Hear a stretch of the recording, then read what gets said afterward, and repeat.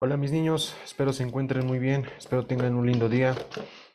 Vamos a continuar con la clase de dolor. No sé qué chingados había pasado porque se me fue el internet y ahí hasta ahí se me cortó la primera parte. Entonces lo traté de grabar y no entiendo por qué YouTube no me lo procesó. Entonces pues se los grabo de nuevo, ¿vale? Bien, habíamos quedado en la parte de lo que son los anestésicos locales, ¿vale? Los anestésicos locales. Y pues habíamos abordado que el prototipo de todos estos era la lidocaína, ¿vale? Ok. Y habíamos quedado que la lidocaína es una sustancia que lo que hace es disminuir la permeabilidad al sodio, la permeabilidad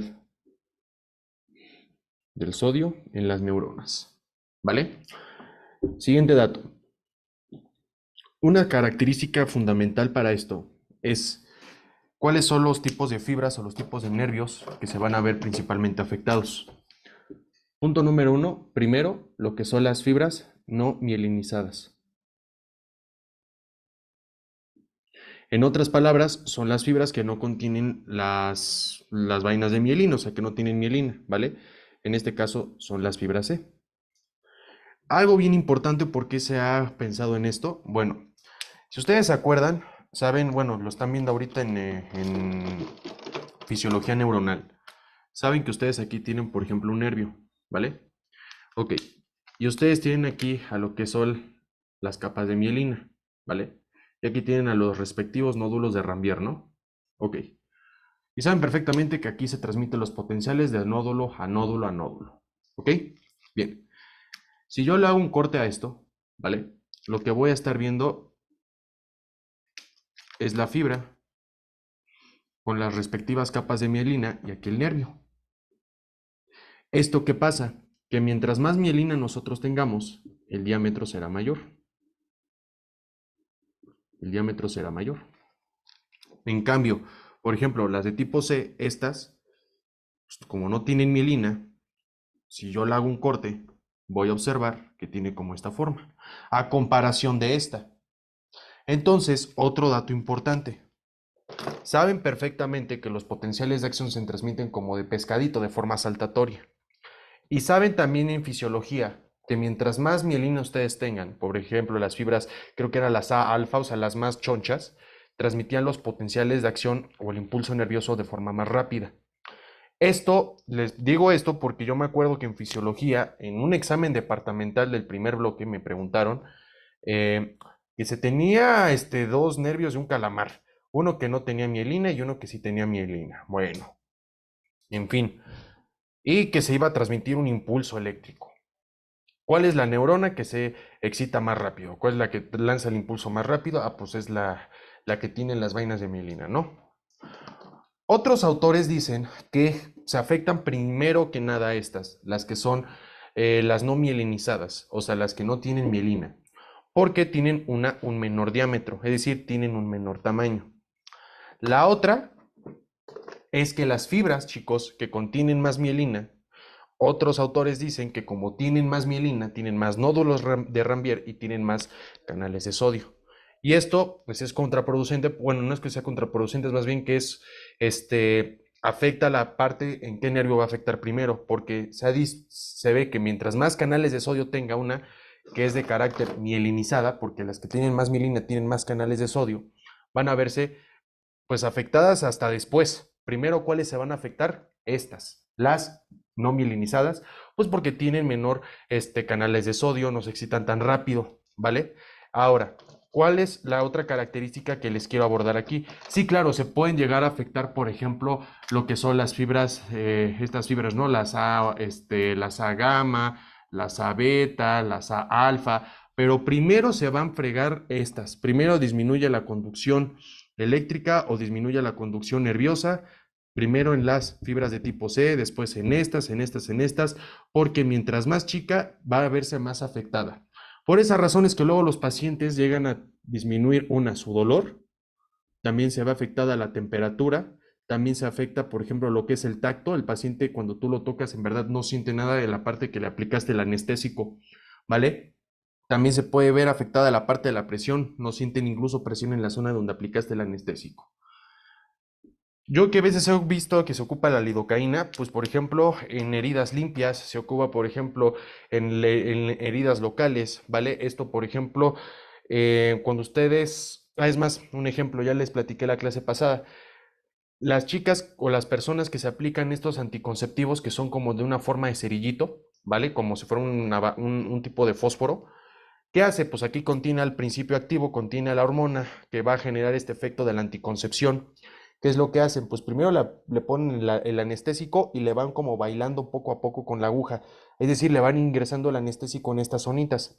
¿Por qué? Va a sonar bien cagado esto, pero si alguno de ustedes, chicas, les han puesto estos tipos de anticonceptivos, no sé si ustedes se acuerden, pero básicamente se los entierran.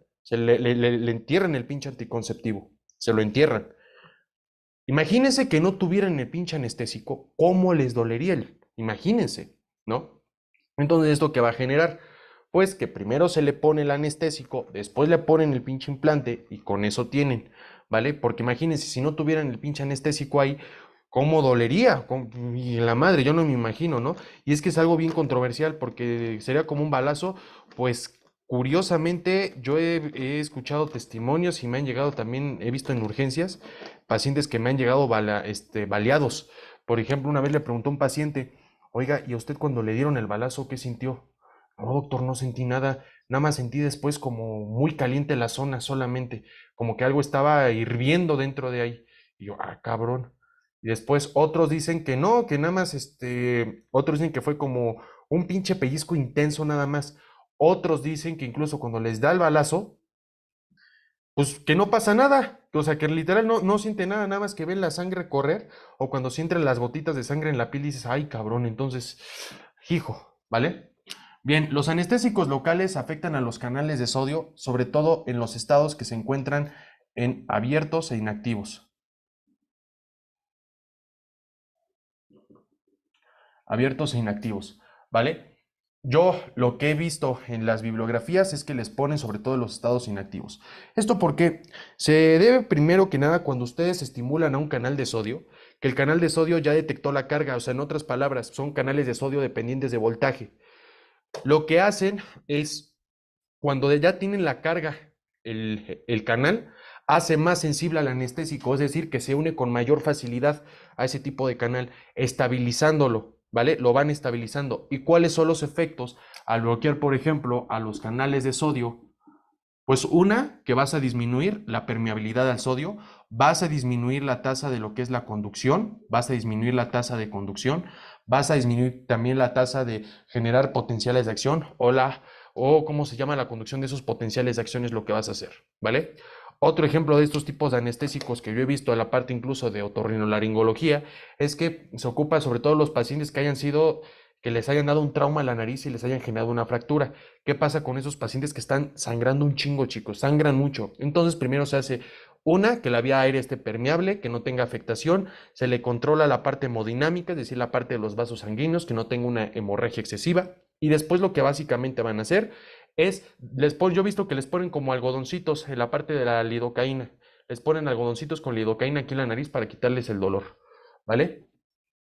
Bien, con respecto a la farmacocinética, bueno, esto por si ustedes lo quieren ocupar, porque luego hay veces en las que la lidocaína viene como en presentaciones, ya sea por ejemplo en parches o incluso en cremas, ¿vale? Hay una presentación que incluso se ocupa para las hemorroides, que es por ejemplo la crema de lidocaína con la hidrocortisona. Es el antiinflamatorio, que es la hidrocortisona, y le da la lidocaína, que es lo que te va a quitar el dolor, ¿vale? ¿Qué va a presentar el paciente con las hemorroides, por ejemplo? Es que va a generar los sangrados, el paciente sangra, o la otra, el paciente va a tener un rascado intenso, es decir, le da como esa sensación de prurito en la parte anal, ¿vale? Incluso al paciente se le genera, por ejemplo, por estar mucho tiempo sentado, no consumir grandes cantidades de fibra, etc. Pero ok, hablemos de la cinética. Yo lo que he visto en las presentaciones de la lidocaína es que se llega a dar, por ejemplo, lidocaína más epinefrina. Ok, para que ustedes me entiendan, ¿qué es la epinefrina? La epinefrina es un vasoconstrictor, es un vasoconstrictor. Entonces, supongamos que ustedes van a dar la sustancia o el principio activo en la forma que ustedes me digan, ¿vale? Ejemplo, dejémoslo con la parte intramuscular. Entonces ustedes tienen aquí al vaso sanguíneo, ¿vale? Voy a hacerlo más grandecito. Ustedes tienen al vaso sanguíneo aquí, ¿ok? Y ustedes tienen la parte del músculo aquí. Imagínense que van a administrar el anestésico y lo van a poner de vientre muscular. Ejemplo, ¿no? Es un ejemplo. Ok. ¿Qué es lo que básicamente hace? Bueno, aquí tienen a la lidocaína de color café, digo de color naranja. Y al vasoconstrictor y a la sustancia vasoconstrictora la voy a poner de color verdecita. Bien, primero que nada, ya la dieron por vía intramuscular y así se va a ver más o menos. Entonces, ¿qué hace el vasoconstrictor? El vasoconstrictor lo que hace es disminuir el tamaño o el diámetro del vaso. Como su nombre dice, va a constriñir al vaso sanguíneo. ¿Esto por qué? Yo no entendía el por qué hasta que esto me lo enseñó un anestesiólogo justamente. Me dijo, mira, lo que tú vas a hacer, cabrón, es agarrar la lidocaína y cuando la administras, lo que generas, la vasoconstricción, hace que el fármaco o el principio activo se quede limitado, delimitado, restringido en esta zona. En otras palabras, generas que el principio activo se mantenga en la zona principal. O sea, en otras palabras, es como si ustedes pusieran una manguera en un extremo con otro y ahí sostienes a la sustancia, ahí la sostienes para que no se vaya a otras partes. Eso es lo que hace con el vasoconstrictor. Claro, tiene afectación, por ejemplo, con la absorción. Por ejemplo, la absorción se puede ver afectada, tanto, por ejemplo, en la parte de la absorción con respecto a la velocidad también. En otras palabras, cuando ustedes dilatan un vaso, cuando ustedes generan dilatación de los vasos, es más probable que la sustancia se transfiera con mayor facilidad hacia el sistema circulatorio, porque lo que están haciendo es aumentar la permeabilidad vascular. En cambio, cuando ustedes dan el pinche vasoconstrictor, va a reducir tanto la absorción y la tasa, o sea, el grado que se absorbe. Eso es importante porque cuando ustedes tienen algún tejido inflamado y le dan la sustancia en ese mismo pinche tejido inflamado, ¿qué pasa en la inflamación? Hay una vasodilatación excesiva, es más fácil que la sustancia se vaya a pasar. En cambio, si ustedes constriñen esta zona por los vasos sanguíneos, ¿vale? Va a ser más difícil que el principio activo ingrese al sistema circulatorio. Eso es lo que pasa. Más constricción o más vasoconstricción va a tardar más en absorberse. Eso es lo que ustedes tienen que venirles a la mente cuando vean la administración de estos fármacos. ¿Vale? Bien, con respecto al metabolismo, en el metabolismo lo que sucede es que interfieren las enzimas del citocromo P450, lo que es el CYP, lo que me va a formar en gilidida de monoetilglicina, ¿vale? Y después me puede formar gilidida de glicina. Son los compuestos que me puede formar la lidocaína. Ya posteriormente, si se sigue metabolizando esto, me puede dar tanto monoetilglicina y gilidida. ¿Vale? En otras palabras, yo cuando hago el metabolismo, el primer paso, lo que va a generarme es la formación de estos dos compuestos, gilidida de monoetilglicina y gilidida de glicina. Después se sigue metabolizando, la sustancia se va a descomponer cada vez más, formando monoetilglicina y gilidida. ¿Vale? Ok, entonces, esto es importante, ¿vale? ¿Qué más les voy a poner? Pues bien. Hablemos de efectos en partes donde les pueden preguntar en el DEPA, ¿vale? Entonces, como nosotros habíamos abordado, las fibras que están más excitadas son las que más van a verse afectadas, ¿vale? Esto en parte por la excitación constante que se está haciendo por los cambios de conformal de los canales de sodio. Se ven afectados sobre todo la parte inactiva.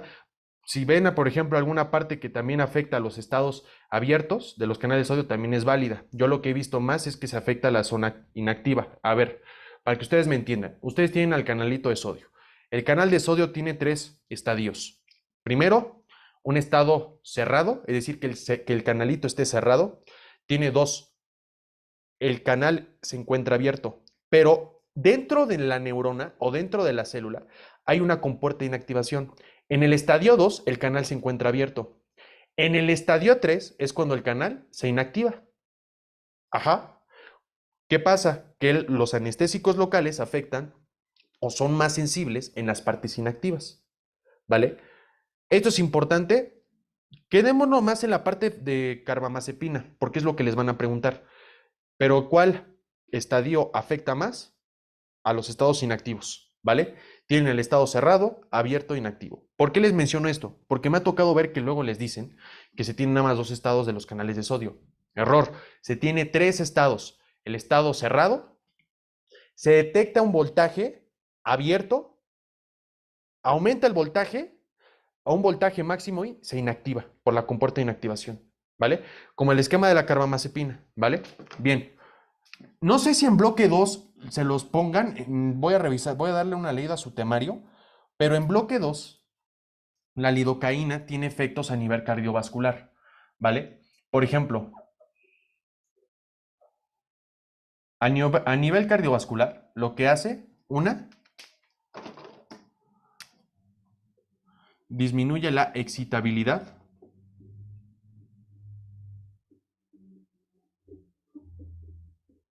eléctrica, es decir, las células de conducción eléctrica en el corazón, ¿vale?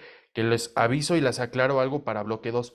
No son neuronas, no son neuronas, son células musculares cardíacas especializadas. Van a tener dos tipos de células en el músculo cardíaco. Las contráctiles, que es la de los ventrículos y las aurículas, y las de conducción, ¿sí? Que son músculo, pero especializado, que transmite impulsos eléctricos para generación de ritmos, ¿vale? Y por otra parte, también tiene efectos que disminuye la fuerza de contracción cardiovascular.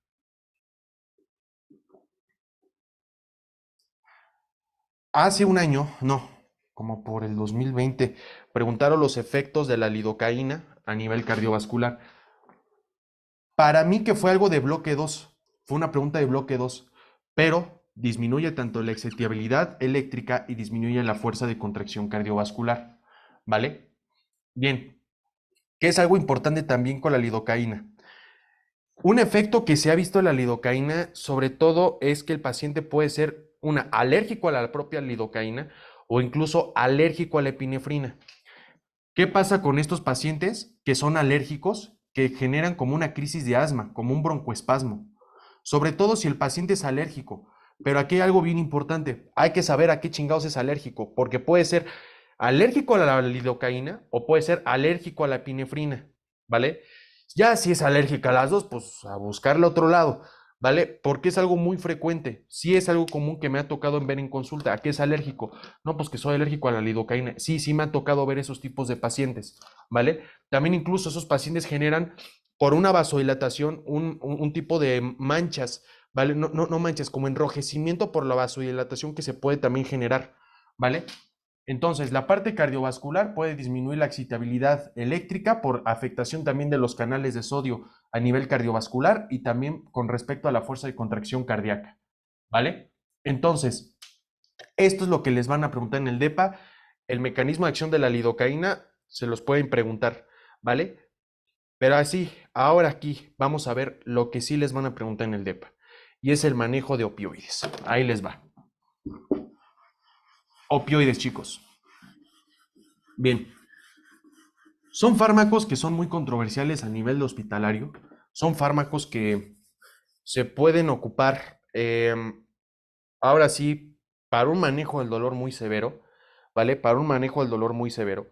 Dolores que, hijo, ni siquiera ni Dios quiera, alguno de ustedes tenga, se ocupan para dolor que en verdad ya ocuparon AINES, ya ocuparon antidepresivos tricíclicos, ya ocuparon hasta la pinche acupuntura china y nada les resultó.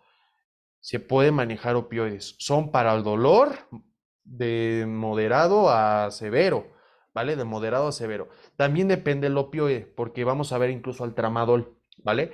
Pero sobre todo dependiendo del opioide, chicos, porque eso es algo bien importante, ¿ok? Entonces, otro mito que se ha visto de los opioides, bueno, yo lo que he visto es que a muchos médicos les da miedo ocupar los opioides. Bien, de una vez les aclaro, no son fármacos que ustedes van a ocupar luego saliendo de segundo año y en tercerito, ni saliendo de su carrera. Los van a ver incluso en situaciones ya hospitalarias o situaciones graves. Son para pacientes que efectivamente no se les quita el pinche dolor, ni por nada del mundo se les quita el dolor. Por ejemplo, pacientes que están en etapa terminal, ya saben, miren, va a sonar bien raro esto porque yo incluso lo llegué a vivir, pero muchos pacientes, cuando están en etapa terminal y tienen algún padecimiento que les esté provocando el dolor, lo más humano que nosotros podemos hacer es, pues si ya sabemos que va a morir el paciente, es cuestión de minutos o es cuestión de horas o incluso días, y si bien nos va semanas, pues quitarle el dolor. ¿A quién chingado les gusta tener dolor? Entonces podemos ocupar los opioides. Otro mito que se tiene de los opioides es que los opioides te aceleran la muerte. Ni madres. Lo que te hacen los opioides es reducirte el dolor. No te curan la enfermedad que tengas, porque esto es otro mito que se ha visto y se ha pues deducido también. ¿Por qué? Cuando ustedes tienen, por ejemplo, un dolor oncológico, un dolor muy severo, o tienen una enfermedad muy discapacitante en verdad, en la cual el dolor es extremadamente intenso, le dan el opioide y el paciente siente que hasta ni tiene ni madres, chicos. Es en serio. Les digo esto porque yo lo viví con mi abuela. Yo lo viví con, pues era mi compañera de vida, mi mano derecha. De hecho, ella fue la primera persona del curso Gavin, fue mi primera alumna en el curso. Yo le daba mis clases a mi abuelita antes. ¿Qué pasaba? Pues mi abuelita tenía diabetes, tenía hipertensión, tenía todo. Ahora sí que para que te enfermes. Y me acuerdo precisamente que una vez tuvo una caída, mi abuelita tuvo una caída y se le generó un dolor neuropático que pues, no se le quitaba, chicos, en verdad no se le quitaba. ¿Qué pasó con el tiempo? Pues ya estaba dando señales que pues ya eran sus últimos momentos, chicos. Ay, Dios mío, a ver si no chillo, chingado. Ok, ¿qué es lo que pasa con esos pacientes, por ejemplo, que están en etapa terminal? El paciente incluso empieza a ver a personas que ya habían fallecido. Yo lo llegué a ver con mi abuelita. Los pacientes empiezan a tener cambios en sus valores de glucosa, en sus valores de presión, empiezan a tener fluctuaciones muy bruscas. Por ejemplo, yo veía que a mi abuelita le damos la insulina, no se le bajaba ni la pinche glucosa, o le bajaba, pero hasta muchísimo después. Empezaba incluso a ver alucinaciones mi abuelita, empezaba muy mal, empezaba a tener problemas cardiovasculares muy severos, empezaba a tener, una vez, me acuerdo que ya decíamos, puta madre, se nos va a morir ahorita, ¿qué hacemos, chingao? Le dio casi básicamente un infarto, chicos. Se salvó mi abuelita esa vez. Y me acuerdo que pues contratamos a una algóloga, una persona que se especializa en la parte del dolor. Y el dolor que tenía, nos dijo la señora. Yo le estoy sumamente agradecida a esa señora porque nos ayuda un chingo, chicos. Como no tienen ni idea. Dejamos ir a mi abuelita sin dolor. Nos dijo, miren, ahorita lo que está sucediendo es algo muy severo. Es algo que va a pasar tarde que temprano, ¿vale? Yo lo he visto en todos los pacientes que he visto. Su abuelita está muy, muy mal. Ya es cuestión de tiempo, pero yo creo que voy a ocupar morfina. Vamos a ocupar morfina. Especialmente estas pinches cajas fue las que se ocupó. Y nos comentó, lo que vamos a hacer es quitarle el dolor. Es quitarle el dolor. ¿Por qué? Porque es lo más humano que podemos hacer ahorita. No, no vamos a curar la enfermedad, lo vamos a hacer que se vaya tranquila, ¿no?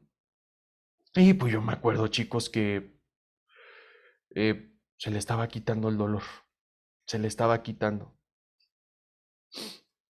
Hasta que después me acuerdo que creo que fue el segundo día, no me acuerdo muy bien. Ya mi abuelita ya estuvo, ya se le había dado la morfina y me acuerdo que la dejé durmiendo en la noche y a la mañana me despierto Y estaba como si nada mi abuelita. Estaba como si nada. Estaba feliz.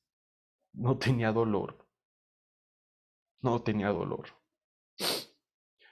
Y habíamos batallado tanto, chicos, para quitarle el pinche dolor. Y digan ustedes el dinero que eso nos valió madres, la neta. Tuvimos que tolerar a médicos. Tuvimos que pedir puntos de vista, diferentes puntos de vista. eh, Invertimos en cardiólogos, todo y puta.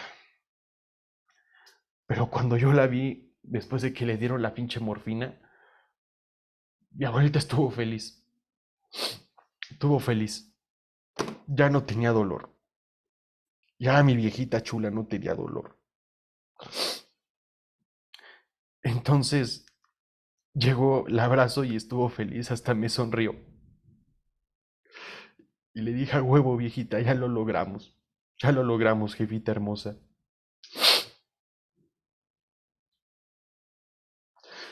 Y me acuerdo que estuvo todo el día.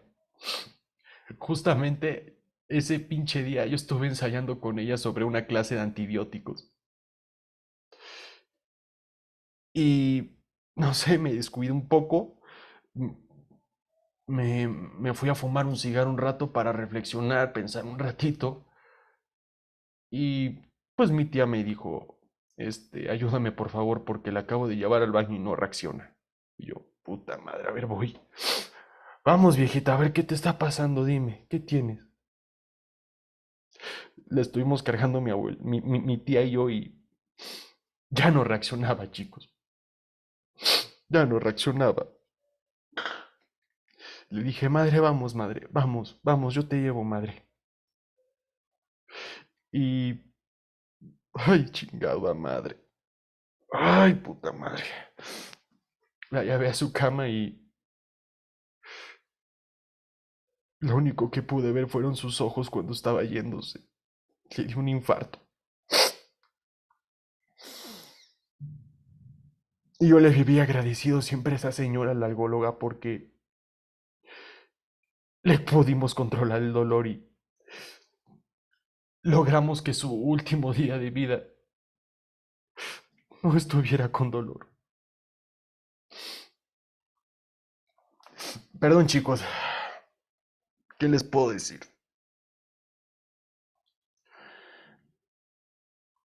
Les digo esto porque yo lo viví en carne propia, chicos. Y le tengo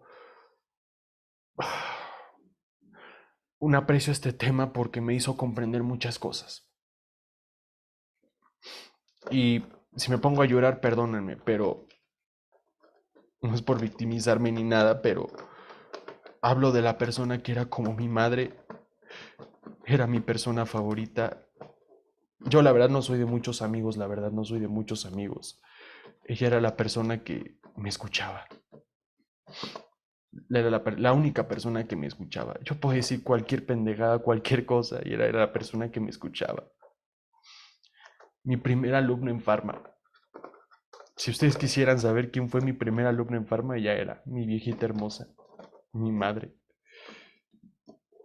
Y pues básicamente, siempre cuando doy una clase, le doy un beso a mi abuelita en mi celular porque la tengo de fondo de pantalla.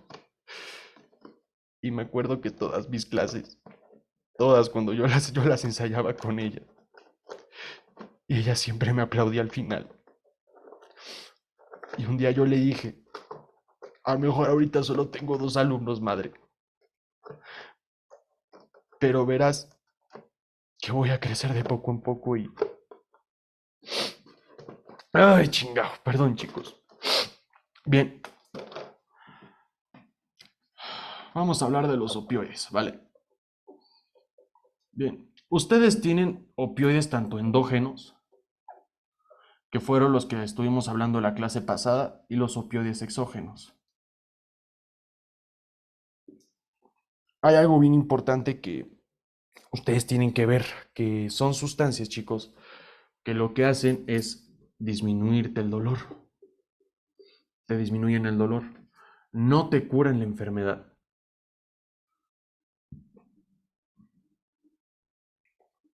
No te curan la enfermedad, nada más te disminuyen el dolor. No son fármacos que te aceleran a la muerte, chicos.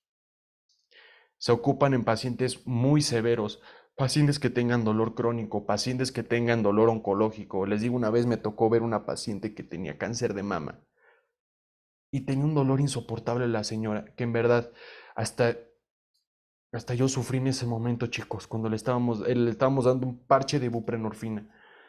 Oh, manche, no, la pobre señora, en verdad, le quitamos el parche. No, pobre, o sea, yo no aguanté, no aguanté, en verdad.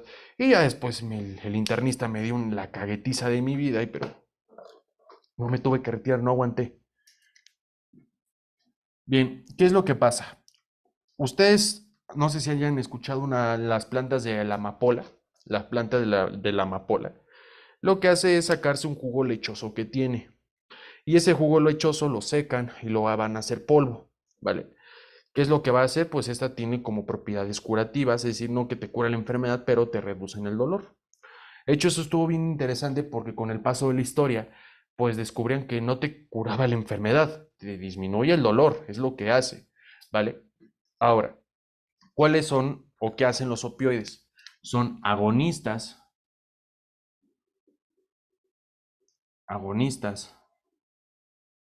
de receptores opioides, sobre todo del receptor mu. El Goodman lo pone como el receptor MOR o lo pueden encontrar como, creo que el receptor mu, el que les ponen así. Vale. ¿Qué pasaba en las neuronas en el sistema nervioso central? Bien, las neuronas en el sistema nervioso central tienen a lo que son los neurotransmisores de carácter excitatorio, ¿vale? Y aquí se los pongo. Por ejemplo, lo que es el glutamato.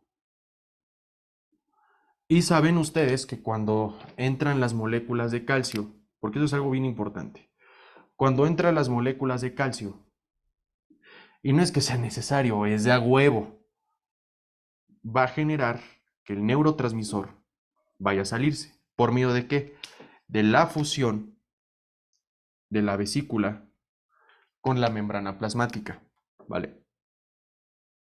¿Esto para qué? Para que las moléculas de glutamato o incluso las otras sustancias como lo que es la sustancia P, el péptido relacionado con el gen de la calcitonina, pero sobre todo el glutamato, genere que interaccione con receptores, los cuales son unos canales iónicos, ¿vale? Como cuáles, lo que es el AMPA y el NMDA, ¿vale? Entonces aquí les pongo, por ejemplo, al AMPA y NMDA. ¿Qué sucede? Por ejemplo, en NMDA favorece la entrada de calcio. El AMPA lo que te hace es favorecerte la metida de sodio. Esto genera que se produzca un voltaje, un aumento de voltaje y una excitación neuronal. Bien, ahora, nosotros tenemos opioides, teníamos los receptores opioides, los MOR o los MU, los receptores kappa y los receptores delta. Donde nos vamos a centrar más son en los receptores MU o los MOR, que básicamente, ¿qué hacen estos receptores? Pues depende de la neurona que nosotros estemos hablando. Por ejemplo, en la neurona que es de carácter, esta neurona, la que te libera el neurotransmisor, es la neurona presináptica. Y la neurona que te cacha al neurotransmisor, o sea, que te la atrapa, ¿vale? A esta la voy a conocer como la neurona postsináptica. Bien, entonces, saben ustedes que tienen a los opioides en su organismo, también tienen opioides endógenos, aquellos que ustedes sintetizan, pero los opioides exógenos, por ejemplo, lo que es el tramadol, lo que es la morfina, lo que es la codeína, lo que es el fentanilo, el que ocupan los anestesiólogos, ¿qué es lo que hacen? Son agonistas de los receptores opioides. Lo que hacen es unirse a estos receptores y dependiendo la neurona que nosotros estemos hablando, es el efecto que va a producir. Por ejemplo, en la neurona presináptica, lo que aquí disminuye es la entrada de sodio. Entonces, en la presináptica disminuye la entrada, ay, perdón, la entrada de calcio. Ay, qué pendejo fui. Es entrada de calcio, ¿vale? es entrada de calcio. Y esto genera una menor neurotransmisión o menor liberación del neurotransmisor, ¿vale? Esto es lo que puede generar. La otra es que a nivel de las posinápticas, ¿vale? A nivel de las posinápticas, cuando yo estimulo a estos receptores, y aquí les pongo receptores de opioides, o receptores MOR, o los MU, aquí les pongo opioides, lo que hacen es estimularte a unos canales de potasio. Y cuando te estimula estos canales de potasio, saben perfectamente que el potasio es el ion que está en mayor medida dentro de las neuronas. ¿Qué va a hacer? ¿Qué va a hacer? Que se vaya a salir potasio. ¿Qué va a producir esto? Una mayor salida de potasio y esto conduce a una tanto disminución del voltaje o una hiperpolarización neuronal. ¿Qué va a suceder? No se hagan bolas. Lo que van a ustedes a buscar en el DEPA es básicamente que genera una disminución de la neurotransmisión.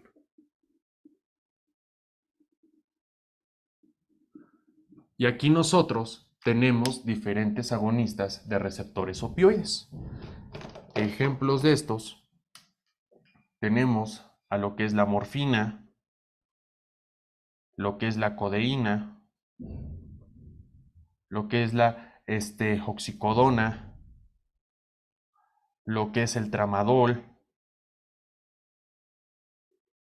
lo que es, por ejemplo, el fentanilo.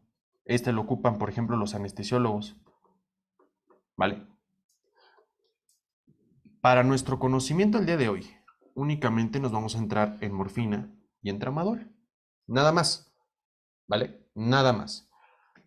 ¿Cuál es la diferencia de uno de otro? Una, el mecanismo de acción que poseen. O sea, morfina en sí es un agonista de receptores opioides, sobre todo de los MU, o sea, en estos, en los MOR. ¿Por qué los otros no? Creo que fue el Woodman el que dijo esto. Pero se unen más, en mayor medida, en estos receptores, porque tienen sí al kappa, tienen al delta, esto me queda claro. Pero donde se unen con mayor afinidad, o son incluso, hasta el Goodman creo que lo pone de forma selectiva, se unen más a estos. Los otros no es que no nos importe, pero donde actúan más son en estos, en los MU. ¿Vale? Ok. El tramadol, algo importante, es un agonista, igual como la morfina. Pero aquí la diferencia radica en el grado de unión o el grado de agonismo que tiene sobre los receptores. ¿Por qué? Porque guarda una relación de 1 a 6000. ¿Cómo está eso? Es muy simple. Que principalmente la morfina se une 6000 veces más fuerte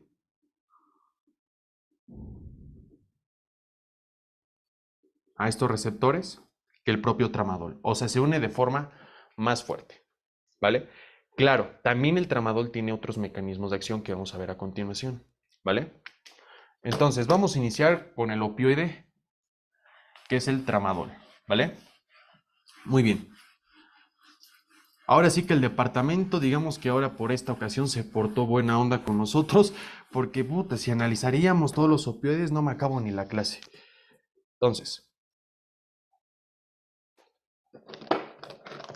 ahí les va. Chéquense. Vamos a iniciar con el tramadol. Bien. El tramadol, a diferencia de la morfina, como es un opioide que no se une, digamos que de forma tan fuerte, ¿sí? Los anestesios lo ven como un opioide débil, ¿vale? E incluso también lo que es la escala del manejo del dolor de la OMS, también lo pone como un opioide débil. ¿Por qué? Porque efectivamente es un agonista de receptores opioides, pero es un agonista débil, no se une como tan fuerte como lo hace la morfina, porque la morfina se une 6000 veces más fuerte, ¿vale? Siguiente dato. El tramadol es una mezcla racémica. Es una mezcla que contiene enantiómeros. O sea, ¿qué es un racemato? Un racemato es una combinación bioquímica, una combinación farmacológica que cuando se va liberando, me va generando dos tipos de enantiómeros, un positivo y un negativo. Ok, bien. Hablemos primero de lo que es el enantiómero positivo. El enantiómero positivo inhibe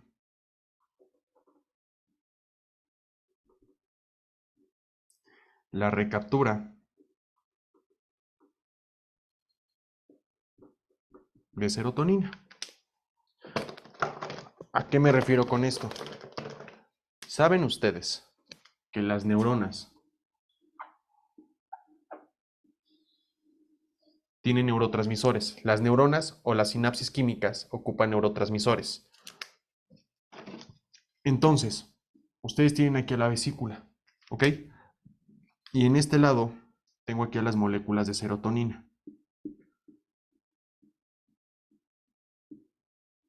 Muy bien, ya se saben el paso. Se requiere de moléculas de calcio para que se meta y la vesícula se vaya a fundir. Bien.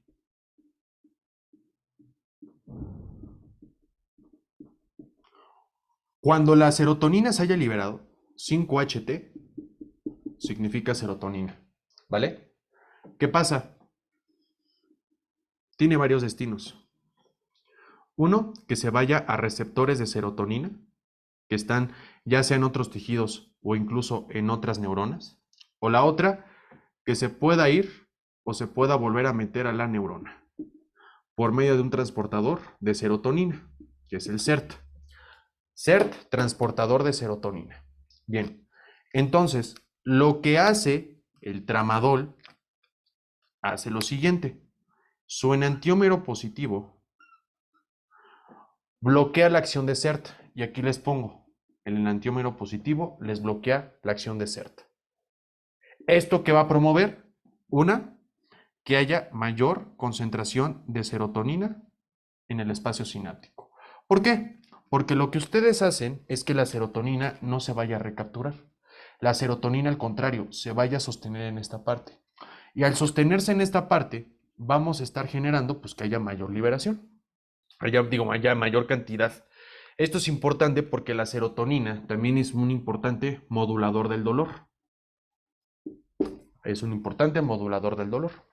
Ustedes acuerdan también que vimos el tipo de antidepresivo tricíclico, ¿no? Ok, pero es uno de los mecanismos que tiene la serotonina.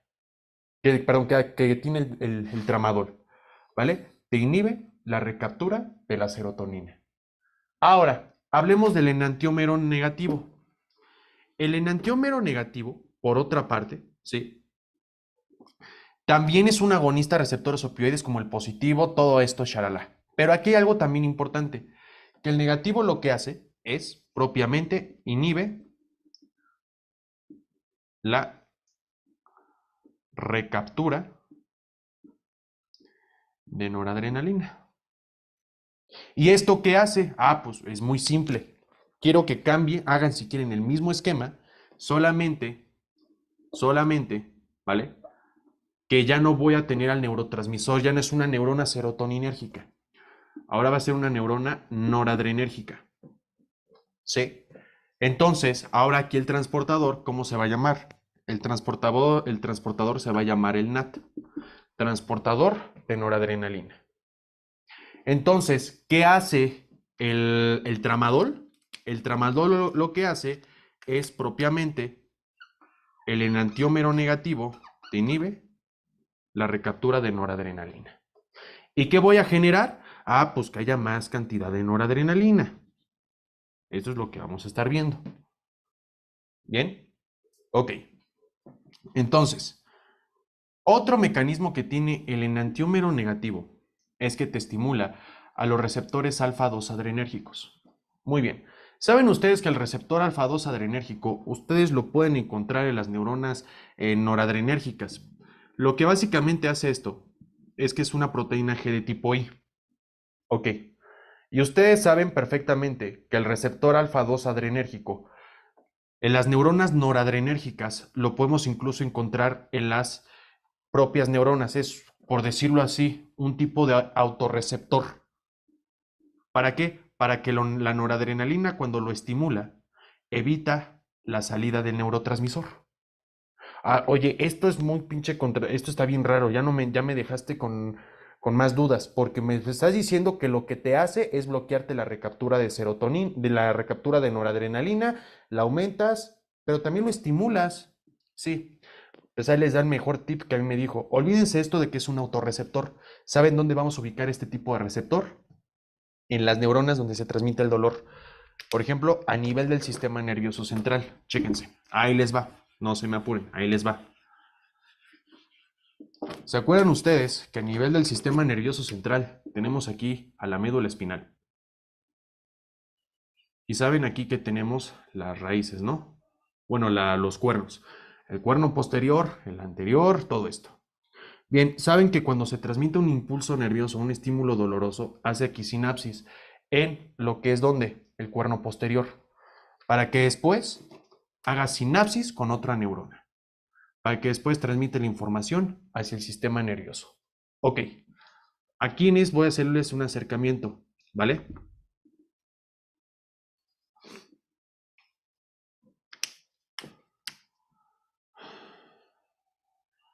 Muy bien. Ustedes tienen aquí a la neurona que va a liberar el neurotransmisor, o sea, esta y a la neurona que tienen aquí. Por estas razones que les dicen que es a nivel del sistema nervioso, nivel del sistema nervioso central. Y ya se saben ustedes todo el show. Tengo aquí a las moléculas de glutamato. Va a irse a los receptores que son los AMPA y los NMDA.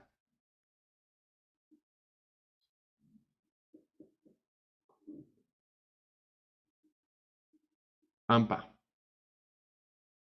MDA, ¿vale? Para que después, tras el glutamato que se libere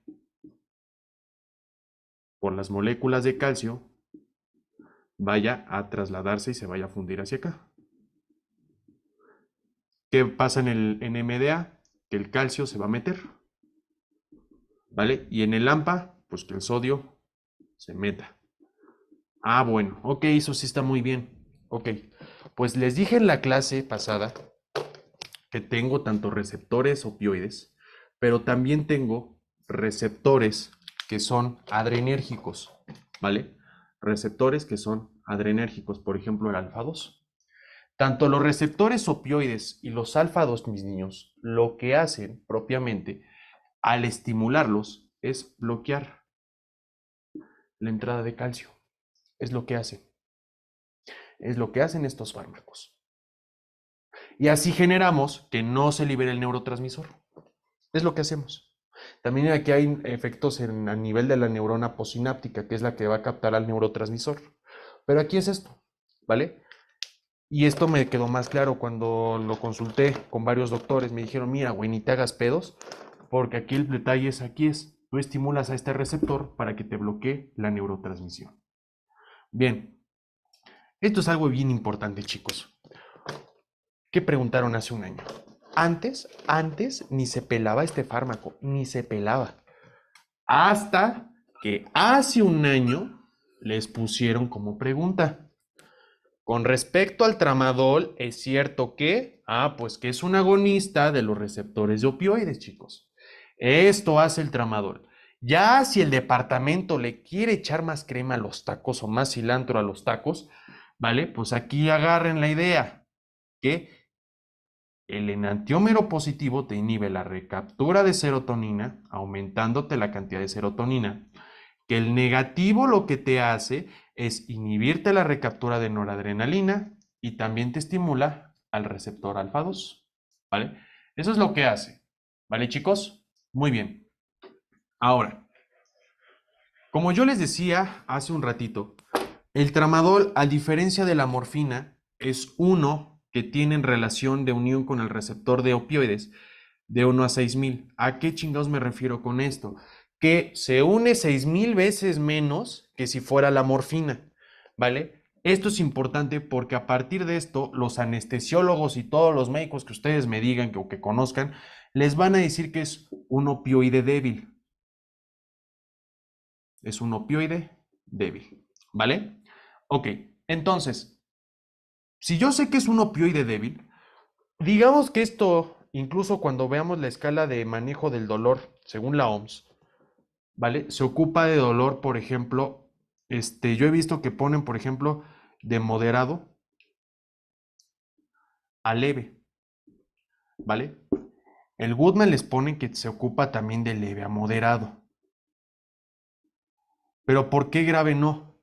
Porque no se une con tanta eficacia o con tanta o con tanto grado de unión, pues, al receptor de opioides. No se une tanto.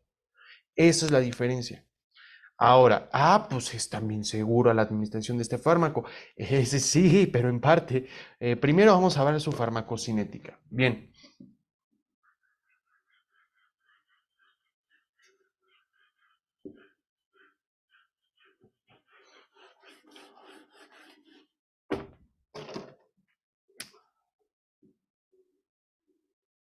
Bien, de la cinética, pues va a tener una biodisponibilidad del 68%, ¿vale? Va a tener una biodisponibilidad del 68%, que habíamos quedado que con respecto a la morfina se une de 1 a 6000 veces, ¿vale? Va a tener un metabolismo, ¿vale? El metabolismo de estos chicos es que me va a formar una molécula, que es una desmetilación, es por desmetilación su metabolito, el cual se produce. Por ejemplo, me forma O, desmetilado de tramadol. O desmetilado de tramadol, ¿vale? Digamos que es un compuesto más potente que el propio tramadol, más potente que el tramadol, ¿vale? Más potente que el tramadol, ¿vale? Ahora, ¿cuáles son las enzimas que están involucradas en estas? Pues son las del CYP2D6 y CYP3A4. Y también puede pasar por procesos de conjugación. No les van a preguntar esto, la neta no les van a preguntar esto. Si ustedes quisieran saber qué les van a preguntar de tramadol, ya se los puse, es un agonista opioide. Por más fácil que parezca la pregunta, luego no la estudiamos y se nos olvida. Ahí les pongo el dato para que la tengan en mente. Ahora, pues miren, ya como a mí ya me tomaron la medida en el departamento y como saben que yo les paso casi todo el examen, híjole, a ver si no me meto en problemas después, pero bueno, a ver si no tengo problemas de otra índole. Puede ser que les pongan por qué, por qué se compara el tramadol con la morfina. Pues que el tramadol no es tan potente como la morfina porque son 6000 veces menos que la propia morfina. Mejor les pueden poner esto. Otro ejemplo, si les ponen el mecanismo de acción de los enantiómeros, pues tienen al positivo y tienen al negativo. Saben que el positivo, ¿vale? Te inhibe la recaptura de serotonina. Saben que el negativo te inhibe la recaptura de noradrenalina y te estimulan al receptor alfa 2 adrenérgico. Ahí lo pueden ustedes poner sin problema alguno, ¿vale? ¿Qué más les van a poner? ¿Qué más le van a poner? Muy bien, muy bien, muy bien, muy bien. Ok. Ahora, vamos a hablar sobre la eliminación que tiene, ¿vale? La vida media de eliminación básicamente es de 6 horas para el propio tramadol. Y aquí les pongo 6 horas para el tramadol. Pero en el momento que se llega ahora sí que formar este metabolito activo, ¿vale? Que es el O-desmetiltramadol, ¿vale? ¿Qué es lo que me va, qué es, qué es lo que va a cambiar aquí? Pues que la vida media ahora va a ser como de 7.5 horas, ¿vale? Esto es importante para el O-desmetiltramadol,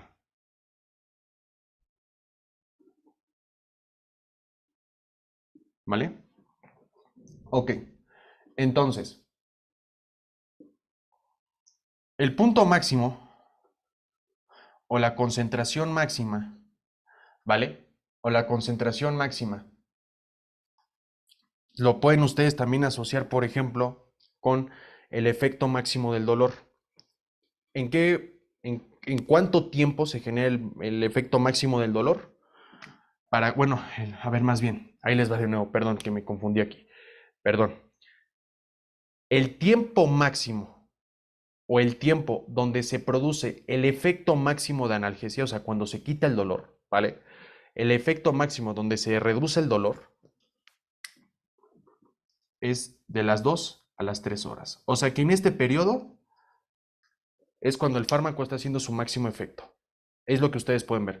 Una disculpa, no sé por qué les dije que el efecto del dolor no. Lo que te hace en este tiempo es que este efecto, el efecto máximo para quitar el dolor, sucede en este tiempo, ¿vale? El efecto máximo o el efecto donde se quita el dolor máximo es a las 2 a las 3 horas. Y además su efecto para quitar el dolor comienza a la hora, ¿vale? Entonces, perdón por esta disociación de ideas que les dije. Ahí les va. El efecto para quitar el dolor comienza a la hora, o sea, en una hora comienza. Y el efecto máximo, o su efecto de analgesia, el efecto máximo en el cual me está quitando el dolor, a las 2 horas. Va de nuevo. El efecto en donde se empieza a quitar el dolor comienza a la hora. Y este efecto máximo se logra alcanzar dentro de las 2 a las 3 horas. De nuevo, el efecto comienza a la hora, ¿sí? Llegando a su punto máximo a las 2 o a las 3 horas, ¿vale? Ok, esto es lo que pueden ver del tramadol, ¿vale, chicos? Ok, entonces, ya vimos esto, chicos, ya vimos la vida media, ¿vale? Ya vimos que el tramadol tiene de cinética una biodisponibilidad del 68%, tiene relación con unión con respecto a la morfina de 1 a 6000, ¿vale? Del metabolismo va a generarme O-desmetiltramadol, que es más potente que el propio tramadol. Va a tener metabolismo por parte del CYP2D6 y del CYP3A4, posteriormente por conjugación. Va a tener una eliminación por parte, va a tener una eliminación, una vida media de eliminación de 6 por el propio tramadol, pero cuando se genera su metabolito activo, que es el O-desmetilado de tramadol, este lo va a tener de 7.5 horas. El efecto máximo comienza, ay, perdón, el efecto el efecto analgésico, ¿vale? Comienza a la hora, es decir, ¿en cuánto tiempo voy a presenciar que se me está quitando el dolor? En una hora. Llegando a su punto máximo de efecto analgésico, ¿vale? A las 2 horas. Vuelvo a repetir esta idea. El efecto comienza a la hora, ¿sí? Y alcanza su punto máximo a las 2 o 3 horas, ¿vale? Listo. No les van a preguntar esto, ¿vale? Lo que sí ya les dije que es un agonista de receptores opioides. Y de efectos adversos, me los aviento al final. Van a ver por qué. Ahorita les platico por qué los efectos adversos. Bien, ahora vamos a hablar de la morfina, ¿vale? Vamos a hablar de la morfina. Bien, a mí me gusta, como por lo general les comienzan a dar las clases luego con primero morfina, después tramadol, pero a mí la neta me gusta ir de poco en poco. Chéquense. La morfina, chicos, es yo creo que pues el opioide prototipo. El opioide que pues cuando se escucha muchas veces, lo asocian con pacientes que son drogadictos, lo asocian con pacientes que solo quieren quitarse el dolor, nada más. O lo asocian que es un fármaco que te va a acelerar la muerte, que te genera depresión respiratoria. No, chicos, son fármacos muy nobles, solamente que el detalle es saberlos administrar. No es de que, por ejemplo, alguno de ustedes termine dando consulta en una farmacia o en alguna clínica y vayan a dar morfina luego, luego. No, no, no, no, no, no. Se ocupan más en un ambiente intrahospitalario, se ocupan en pacientes con dolor severo, muy severo, ya que con la pinches agujas chinas se hizo ningún efecto para quitar el dolor. Pacientes muy, muy severamente afectados, pacientes que en etapa terminal se pueden ocupar, ¿vale? Pacientes con un dolor de intensidad muy, muy severa. Entonces, la morfina, ¿vale? Es igual un agonista de los receptores opioides. Entonces aquí les pongo morfina. La morfina es un agonista de los receptores opioides. ¿Cuál es la característica importante? Pues que ustedes la observen en un chingo de presentaciones. Hay muchas vías de administración. Puede ser intramuscular, puede ser incluso por la vía oral, puede ser intratectal, es decir, que ustedes la vayan a administrar a través de lo que es el líquido cefalorraquídeo, a través de lo que es lo que es la médula espinal, para generar esa analgesia en esa parte, ¿vale? Hay muchas presentaciones de la morfina. La que les van a preguntar, óiganlo muy bien, es la vía oral. Bien, vamos a ver aspectos de la farmacocinética. Miren, aquí sí me tengo que centrar un poco. Primero que nada, la farmacocinética. Cuando yo la doy por vía oral, la morfina, al ser una presentación por vía oral, chicos, ¿vale? Es algo bien característico de este fármaco. Tiene una biodisponibilidad menos tiene una biodisponibilidad menor del 25%. ¿Esto a qué se debe? A que pasa por un efecto del primer paso. Y esto es importante, sí. ¿Por qué? Porque además de esto, el metabolismo de la morfina, chicos, pasa por efecto del primer paso. Es decir, se va a la parte intestinal, se va al hígado y ¿qué va a pasar en el metabolismo? Pues el Golan así les dice, que son por reacciones que no involucran al citocromo P450, sino más bien involucran reacciones de glucuronidación, principalmente por ácido glucurónico, ¿vale? Ácido glucurónico. Cuando interfiere este ácido glucurónico con la morfina, me va a formar dos compuestos. Una, lo que es la morfina 6 glucurónido y la morfina 3 glucurónido. ¿Ok? Aquí hay algo bien importante. Los doctores les dicen que la morfina 6 glucurónido es la forma activa. Pero para que se den una idea, no es que sea la forma activa, es la que tiene más acción. ¿Sí? Es la que tiene más acción. De hecho, esta se une más fuerte a los receptores opioides. No es que la glucurónido esté ahí por adorno. No, no es que esté ahí por adorno la glucurónido, la 3 glucurónido. No. Es menos potente, sí ejerce un cierto grado de acción, ¿sí? Pero no es como la morfina 6 glucurónido, ¿vale? No es como la morfina 6 glucurónido, ¿ok? ¿Por qué?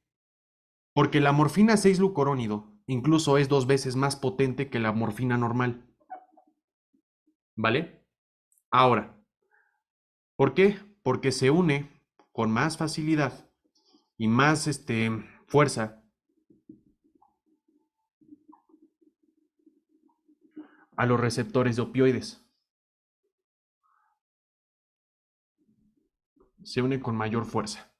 A comparación de la morfina normal o incluso de la 3 glucurónido. Es la que se une con mayor función. Y es además la cual representa la acción principal de la morfina cuando ustedes la vayan a dar. De hecho, en experimentos se ha dicho que cuando se da la morfina 6 glucurónido es más potente que la propia morfina. Pero en sí, lo que quiero que les quede claro, que la morfina 6 glucurónido, que la morfina cuando se metaboliza por ácido glucurónico me forma morfina 6 glucurónido y morfina 3 glucurónido. De hecho, esta también se relaciona mucho con los efectos adversos que puede ocasionar el fármaco. Bien, siguiente cosa. Hablemos de la eliminación del fármaco. En primer lugar, chicos, ¿vale?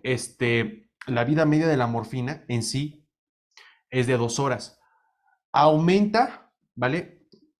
Más, la vida media aumenta más cuando es con morfina 6 glucurónido. Es decir, se tarda más tiempo en eliminar, ¿vale? Se tarda más tiempo en eliminar, ¿vale? Entonces, ¿cuál es la diferencia? Morfina 6 glucurónido es más potente que la 3. No es que sea mala, no es que sea, de hecho, les dicen, es que esta no sirve para ni madres. No, sí tiene efecto, pero no es como la morfina 6 glucurónido, para que me entiendan, ¿vale? Ok, entonces, la excreción se da principalmente por el riñón. Y esto es bien importante, chicos. ¿Por qué por el riñón? Porque hay que tomar en cuenta si el paciente tiene insuficiencia renal. Porque si el paciente tiene insuficiencia renal, hay que tomar precaución aquí. Van a ver el por qué, ¿vale? Entonces, también tiene algo que se conoce como la circulación enterohepática. Es decir, que cuando el fármaco se va del intestino, se puede ir al hígado y después del hígado se puede volver a excretar por la bilis y después de la bilis, después al hígado y así sucesivamente. Por esta razón es que cuando hay una circulación enterohepática, la morfina, ¿vale? Puede aparecer en las heces, ¿vale? En las heces fecales como una vía de eliminación, pero principalmente es por el riñón, ¿vale? Ok, muy bien.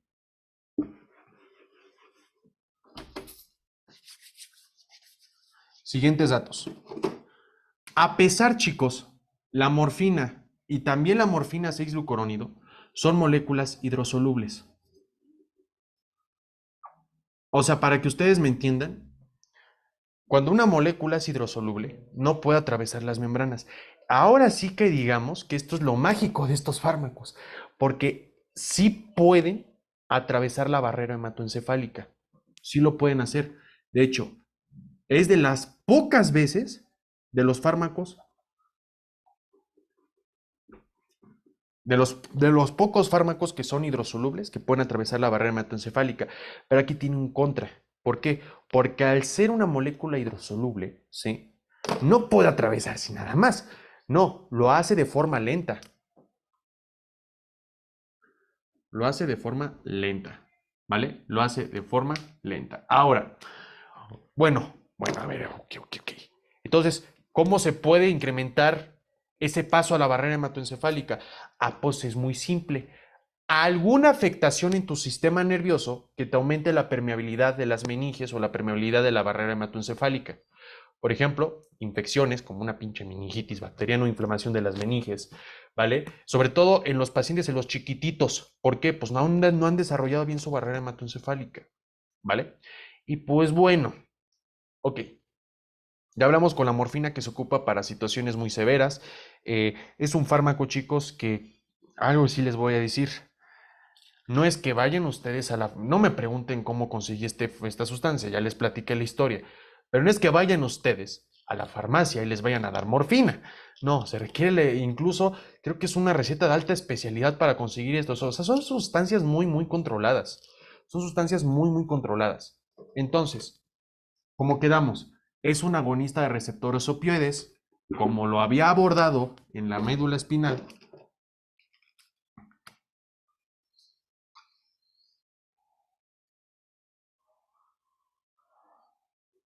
Yo sé que aquí tengo a una neurona, la que me transmite el impulso, el dolor, y yo sé perfectamente cómo es la sinapsis, ¿no?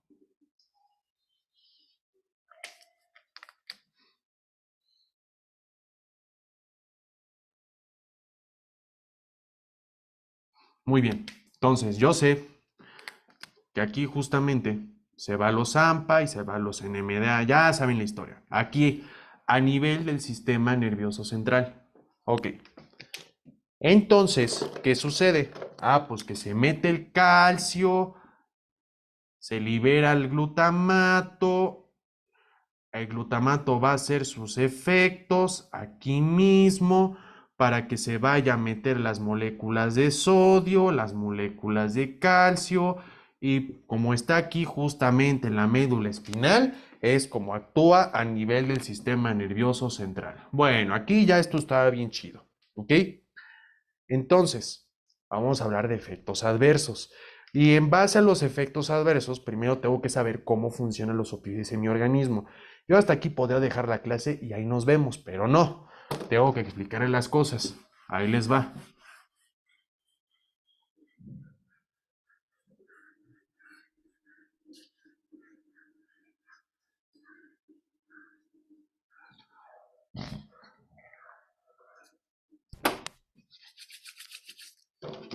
Bien, entonces, muchos de ustedes ya lo habrán escuchado en sus clases. Los opioides que generan, pues por si yo sé que me están inhibiendo la neurotransmisión, me está dando a entender que esto me deprime al sistema nervioso central. ¿Cómo estaría el paciente? ¿Qué pasaría? Bueno, sucede un fenómeno bien interesante. Yo les digo que esto lo viví. El paciente puede generar episodios de euforia y puede generar episodios de depresión. ¿A qué me refiero con esto? Que el paciente esté como si nada en un inicio y que después esté todo cansado, casi todo sedado o casi todo somnoliento. Está muy, muy cansado después el paciente. Pero lo que yo he llegado a ver incluso en consulta, bueno, no en consulta, en piso, y lo que llegué a ver en carne propia, fue que estos pacientes, cuando les dan la morfina, andan pero como si nada, chicos. Es neta, andan como si nada. ¿Por qué?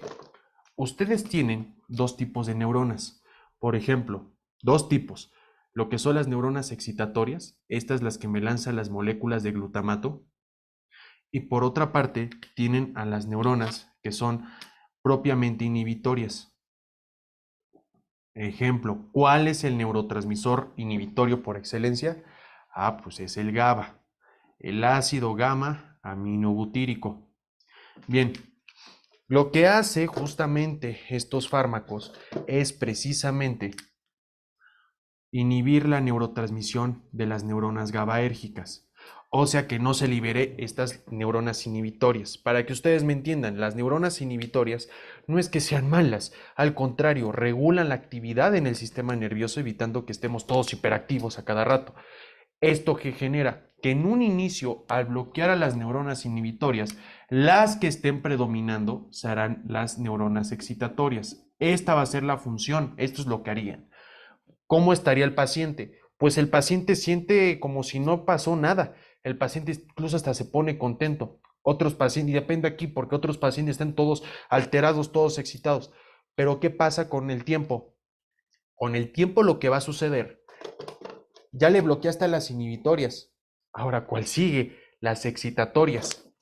Ya les vas a bloquear después a las excitatorias. Y porque inhibes la neurotransmisión en el sistema nervioso.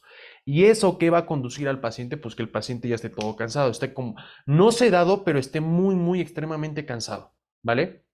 Por esta razón es que luego se relaciona que produce excitación seguido de sedación y que el paciente esté todo cansado, todo somnoliento, no tenga ni ganas de hacer nada. Es lo que puede ocasionar la morfina o los opioides, ¿vale? Bien, siguiente cosa. Son fármacos, chicos. Y esto se lo graban para toda su vida como médicos.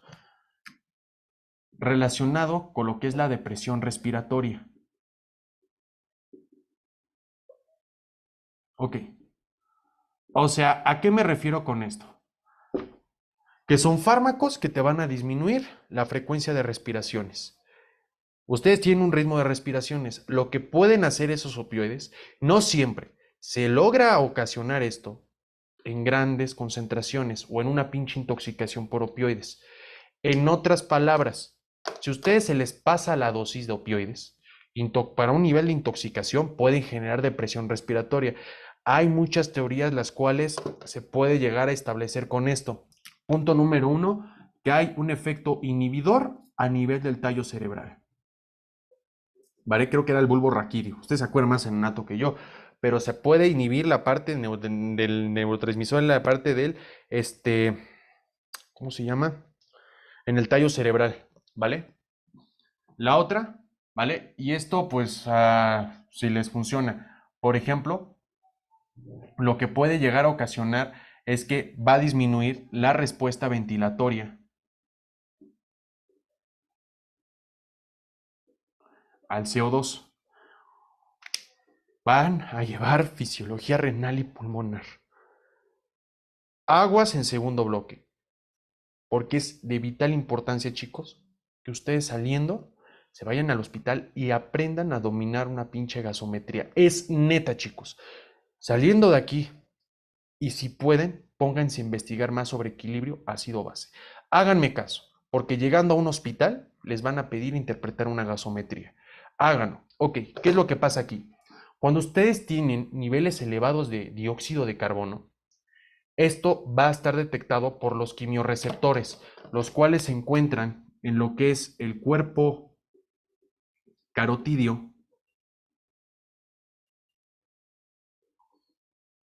y el callado aórtico.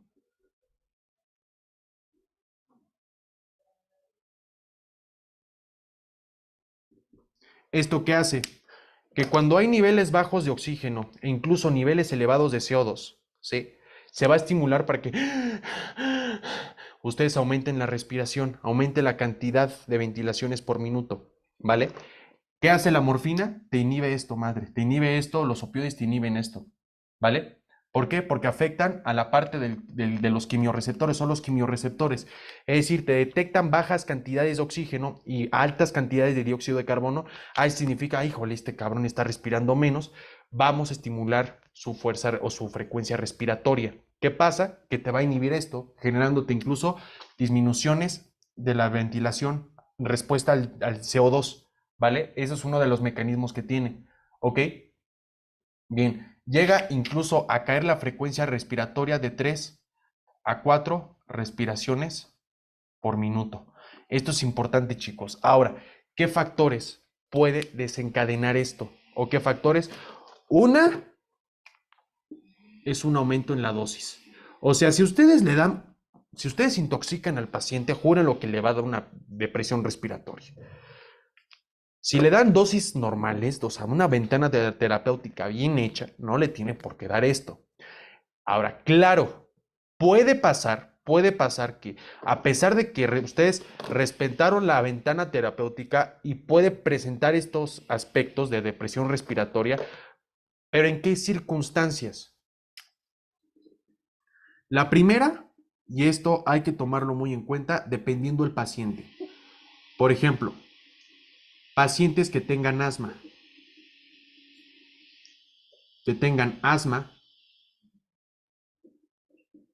¿Por qué? Porque los pacientes que tengan asma no van a generar una respuesta ventilatoria correcta.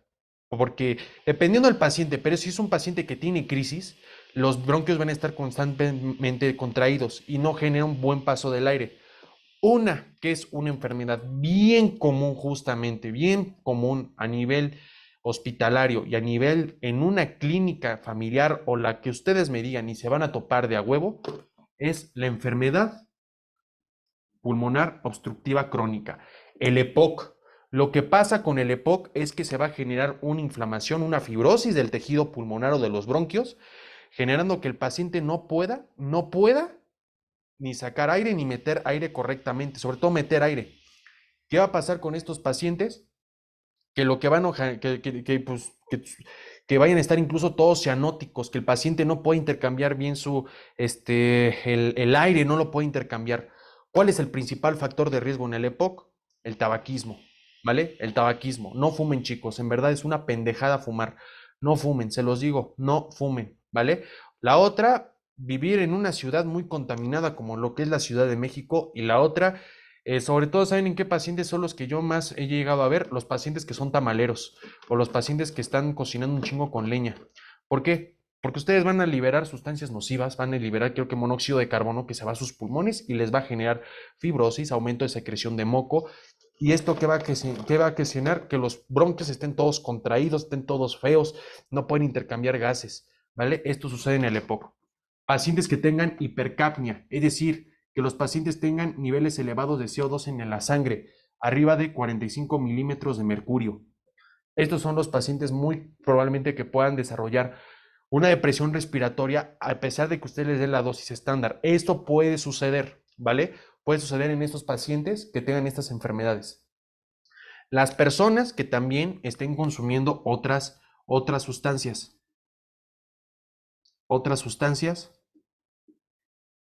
que deprimen el sistema nervioso central. Les voy a poner ejemplos. Uno, lo que es el alcohol. Ok, el alcohol es un depresor del sistema nervioso.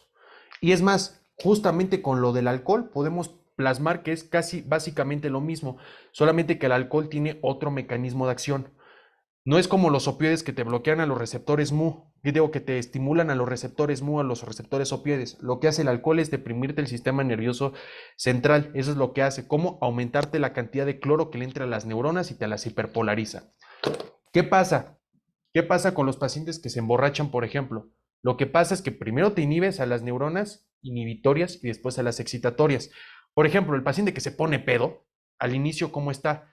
¡Ay, shalala! Bailando todo. Y después, ni quien lo aguante para llevarlo a su casa. Está ya todo sedado el paciente, básicamente. Hay veces en las que definitivamente, pero hasta le tienes que decir al paciente, por nada del mundo se vaya a tomar el pinche alcohol, porque imagínense, le dan el alcohol y le dan el opioide, que es, ambos son depresores del sistema nervioso, aguas, porque vas a hacer un efecto doble. Y ahí sí el paciente lo sedas, pero porque lo tumbas. Pacientes que incluso estén tomando algún otro depresor del sistema nervioso, como por ejemplo lo que son los ansiolíticos. Uno de los fármacos, los cuales también hay que tener un chingo de cuidado, ¿vale? Son, por ejemplo, las benzodiazepinas. De una vez, vamos a hacer una cosa. Cuando nosotros lleguemos a bloque 2, si Dios me da la oportunidad de seguir con ustedes en bloque 2, vuelvo a retomar esta idea de las benzodiazepinas. ¿Qué hacen las benzodiazepinas?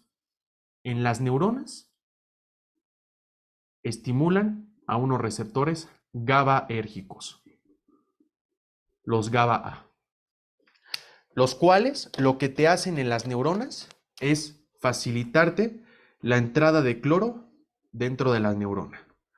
Si yo le estoy dando un pinche yumpo negativo a la neurona, estoy generando que la neurona esté inhibida. Esto hace que genera que no haya un potencial de acción. Esto hace las benzodiazepinas. De una vez les aviso, en verdad, son una porquería de fármacos estas chingaderas. En verdad, son unas porquerías. No vaya a ser, chicos, que en primer nivel de consulta les llegue un paciente con insomnio y le vayan a dar benzodiazepinas. Ya hay estudios que se compara la masa cerebral de un paciente normal, de un paciente tratado con benzodiazepinas, y ya se ha demostrado que ya hay disminución del tejido cerebral en los pacientes, que era un paciente incluso hasta joven, como de 35 años, ya tenía menor masa cerebral. No ocupen de primera instancia esas sustancias, por favor, ¿vale? Bien. ¿Qué otros pacientes se pueden ver afectados? Pues, por ejemplo, sobre todo los viejitos. ¿Por qué? Bueno, los viejitos, ¿por qué? Los viejitos pasa, chicos, que pues tienen una mayor rigidez en la caja torácica. O sea, ¿qué me refiero con esto? Que no tienen tanta capacidad para expandir ya la caja torácica. Una, porque el cartílago pues ya se jodió, ya está muy rígido, ¿vale? La otra, la elasticidad pulmonar en estos pacientes ya es menor. Hagan la comparación. ¿Quién cree que va a tener más expansión de la caja torácica? ¿Vale? ¿Quién creen que va a tener más expansión de la caja torácica? ¿Una persona de 30 años o un paciente de 80? Pues al paciente de 80 no la va a tener tan expandida, chicos. ¿Vale? Esto es algo bien importante que ustedes van a ver. Ok.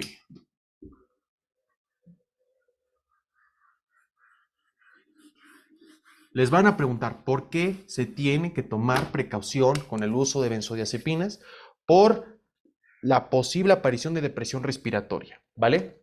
Ok. A nivel cardiovascular, ¿vale? A nivel cardiovascular. Bien, a nivel cardiovascular lo que pasa es que la morfina puede ocasionar una liberación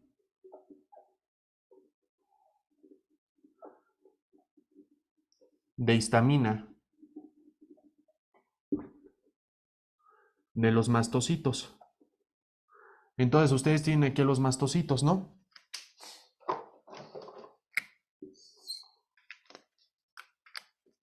¿Y qué hacen los mastocitos?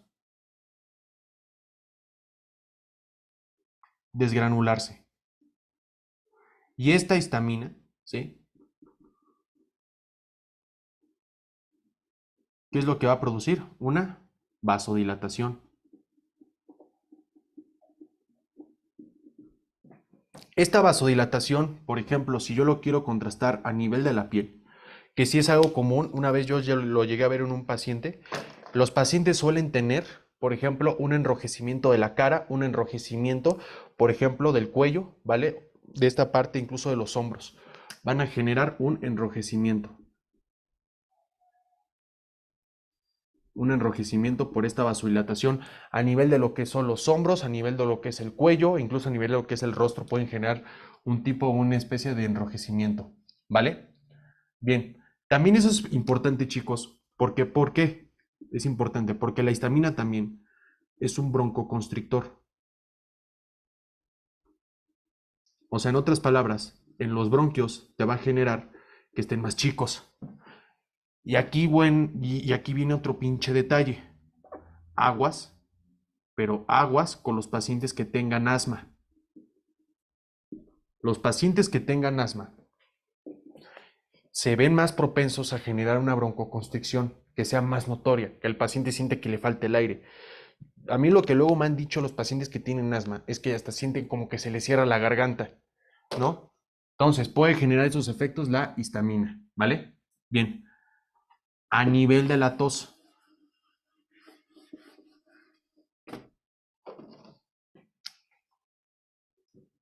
Lo que te hace los opioides, sobre todo lo que te hace la morfina, te disminuye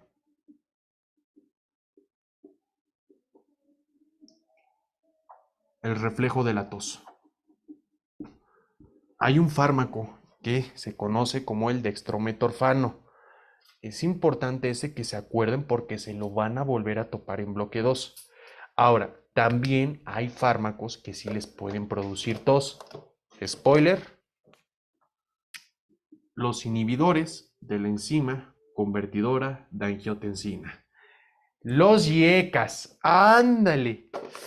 Va a estar bien chida esa parte porque cardiovascular es riquísimo, es apasionante ese tema, chicos. Cardio es hermoso y cuando vean YECAS, miren, cuando vean YECAS se van a enamorar más de Pharma, se van a enamorar más de Pharma, ¿vale? ¿Cuáles son los fármacos que te producen tos para la hipertensión arterial? Los YECAS, ¿vale? Ya lo saben, captopril, enalapril, ¡ay, qué bonito va a estar bloque 2! Les va a gustar mucho. Bloque 2 es una chulada de bloque, la neta. Yo creo que es mi bloque favorito. Bien, a nivel del tracto gastrointestinal. Los opioides lo que hacen, chicos, es que te van a relajar la peristalsis, te disminuye el peristaltismo. Bien, ahí les va. Te disminuye las contracciones intestinales, ¿sí? Les voy a poner un ejemplo, para que vean que me gusta introducir hasta cosas de otros bloques, para que se den una idea. Aquí estás. École. Chéquense. Aquí tengo el intestino. Y de este lado voy a poner un receptor muscarínico. El que ustedes me digan, el que está en el intestino, el M3, por ejemplo. Ok. Y ustedes saben, sí, ustedes saben que yo requiero de las moléculas de la acetilcolina. La acetilcolina. Yo requiero moléculas de acetilcolina.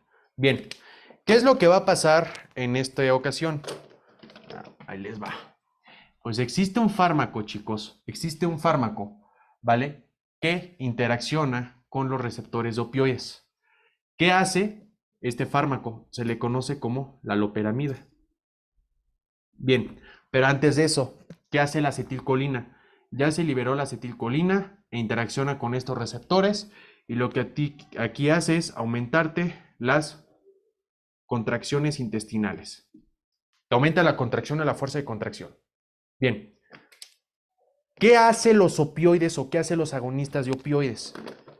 Lo que hacen los agonistas de opioides es evitarte la salida de la acetilcolina. Eso hacen los opioides. Te evitan la liberación de la acetilcolina. ¿Vale? Te evitan la liberación de acetilcolina. Por esta razón es que va a generar el paciente una disminución del peristaltismo y con ende va a generar un tipo de estreñimiento. Ahora, ¿qué hace la loperamida? La loperamida es un agonista de los receptores opioides. ¿Para qué se ocupa la loperamida? Para la diarrea.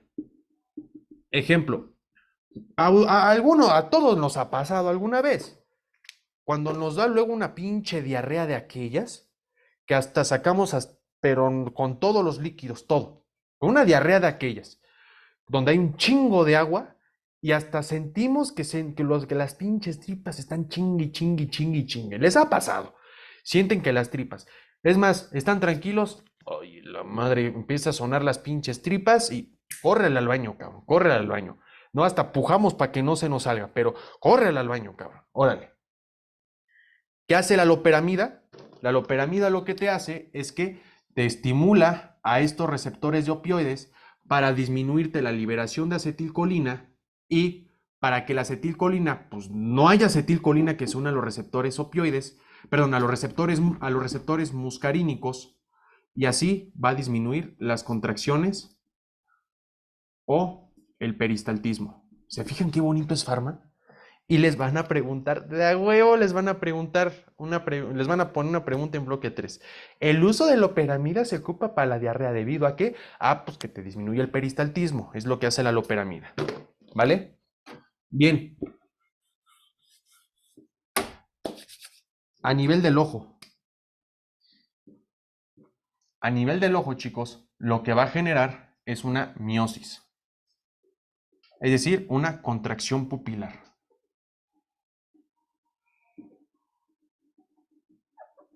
Una contracción pupilar te van a generar los opioides. ¿Vale, chicos? Bien, el paciente puede generar sedación. Pues sí, porque le estás deprimiendo todo el pinche sistema nervioso. Es lo que puede generar el paciente cuando le den sedación. ¿Vale? Ahora, puede generar náuseas, los opioides y vómitos. Muy común. ¿Por qué? Porque los opioides, chicos, pueden tener, sobre todo, un tipo de interacción en la zona del gatillo, ¿vale? O sea, en la zona del área postrema. A ver, un segundo. Porque pueden tener un grado de interacción con la zona del área postrema, ¿vale? Área postrema. Pueden tener una interacción en la zona del gatillo en el área postrema, ¿vale? Ok. Entonces, si ustedes se fijan, ya estoy checando todos los mecanismos que pueden tener los opioides a nivel de diferentes partes del organismo, ¿vale? Ok, entonces, ahora, yo en base a la deducción, ¿vale? En base a la deducción, quiero dejarles algo claro. En primer lugar, ¿cuáles son los efectos que en sí marcan todos los opioides? Por ejemplo, y allá sí se las van a poner, y me cae que si ponen en cualquier ficha técnica o en cualquier eh, página de internet o cualquier lugar válido para checar información de fármacos, en primer lugar les va a generar una depresión respiratoria. Esto a grandes dosis. Oye, el tramadol lo puede hacer también. Tú me dijiste que es un agonista opioide, pero no tan fuerte. Sí, también el tramadol lo puede hacer, ¿vale? Lógicamente, a grandes dosis, no a dosis muy, digo, lógicamente a grandes dosis, ¿vale? También lo puede hacer el tramadol, ¿vale? Otro ejemplo, siempre estos fármacos se asocian a náuseas y vómitos. Que el paciente tenga sedación le pueden generar que el paciente tenga sedación, que el paciente tenga estreñimiento, porque le estás generando una disminución de la peristalsis, que el paciente tenga las pupilas contraídas, a que el paciente tenga miosis, ¿vale? Ok, entonces, a mí me llega un paciente, por ejemplo, que tenga depresión respiratoria, se intoxicó por opioides. No sé cómo chingados le hizo, consiguió las cajas, sepa la madre, pero está intoxicado, llega con el cuadro clínico de intoxicación por opioides. Bien, ¿qué entonces nosotros podemos emplear?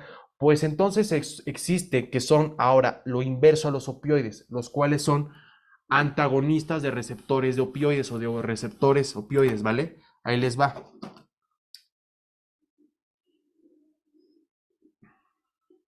Son antagonistas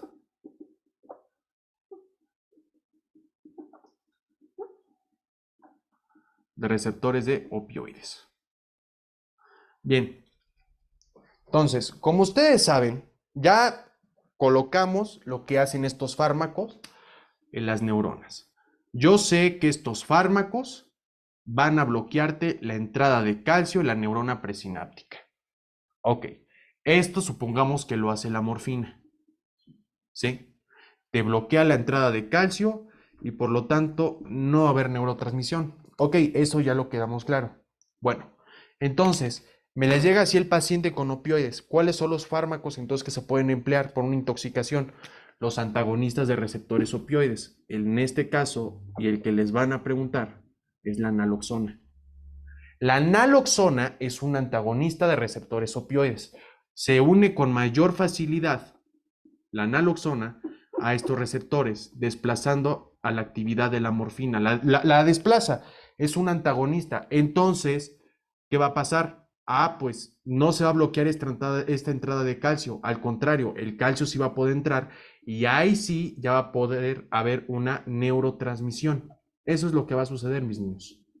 Eso es lo que va a suceder. ¿Qué hacen? La naloxona es un antídoto para una intoxicación por opioides. Y aquí viene otra pregunta de bloque 3. Bloque 3 de Pharma. El uso de la naloxona en la intoxicación por opioides se explica por medio de un antagonismo de receptores opioides. Eso hace la naloxona. ¿Ok? Bien.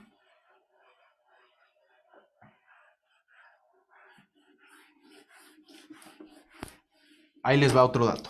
Chéquense.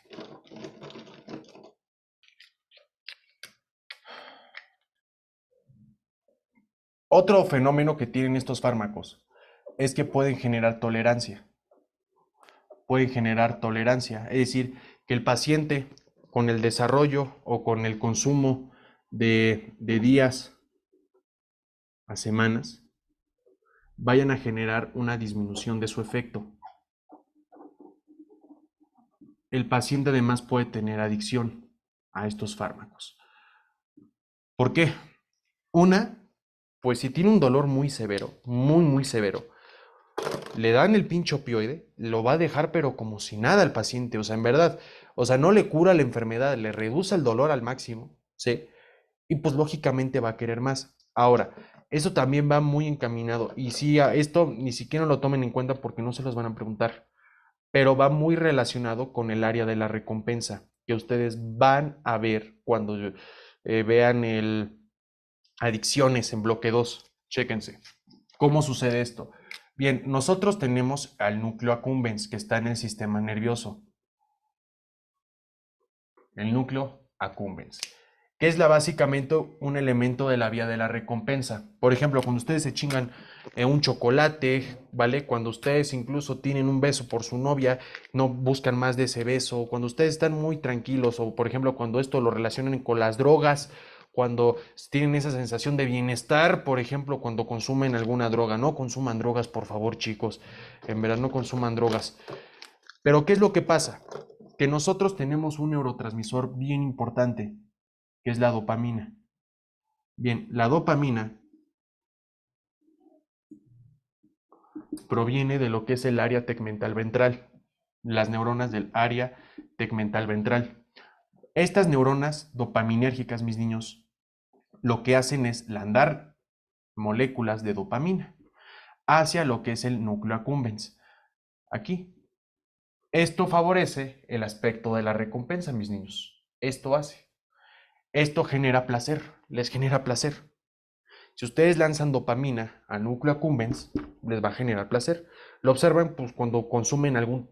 A ver, por ejemplo, cuando ustedes, no sé si alguno de ustedes fuma, pero cuando fumamos nos genera un estado como de bienestar en un inicio, ¿no? Ya después nos llena la pinche culpa de que por qué lo hacemos, pero bueno. Ahí les va. Para que yo genere un estado de placer o un estado de recompensa, tengo que liberar dopamina, ¿ok? Pero el detalle es, mis niños, que yo tengo neuronas que son de tipo GABAérgicas. Las neuronas que son de tipo GABAérgicas, o sea, como su nombre dice, van a liberar moléculas de GABA. Moléculas de GABA. Entonces, ¿qué va a pasar? ¿Qué va a suceder en este caso? Que las moléculas de GABA no es que sean malas, al contrario, evita que nosotros tengamos este elemento de recompensa. O sea, que no estemos como a lo loco a cada pinche rato. Son interneuronas, son de carácter inhibitorias. ¿Qué hacen las moléculas de GABA? Lo que hacen entonces es interaccionar con receptores de GABA. Creo que eran los GABA A, pero supongamos que son receptores de GABA. ¿Qué hace el GABA? El GABA cuando interacciona, por ejemplo, con los GABA A, te genera una mayor conductancia de cloro. También existen otros receptores que son los GABA B, que son asociados a proteínas G. Pero aquí lo importante es que te hace el GABA, que te disminuye la neurotransmisión del área tegmental. ¿Y qué va a pasar? Pues que esta dopamina no se va a pasar hacia el núcleo accumbens, ¿vale? No se va a ir al núcleo accumbens. ¿Y qué va a pasar? Pues no va a haber como esa sensación de estar queriendo chingarse a cada rato una cosa. Esto hace las neuronas GABAérgicas. Evitan que estemos a cada rato, que estamos buscando a cada rato una sustancia constantemente. Eso hace. ¿Qué pasa? Con las neuronas, por ejemplo, el área tegmental ventral, lanza las señales con la dopamina para que vaya al núcleo accumbens y esto nos esté produciendo a cada pinche rato, queriendo buscar una sustancia que consumir. Por ejemplo, el tabaco, por ejemplo, ¿no?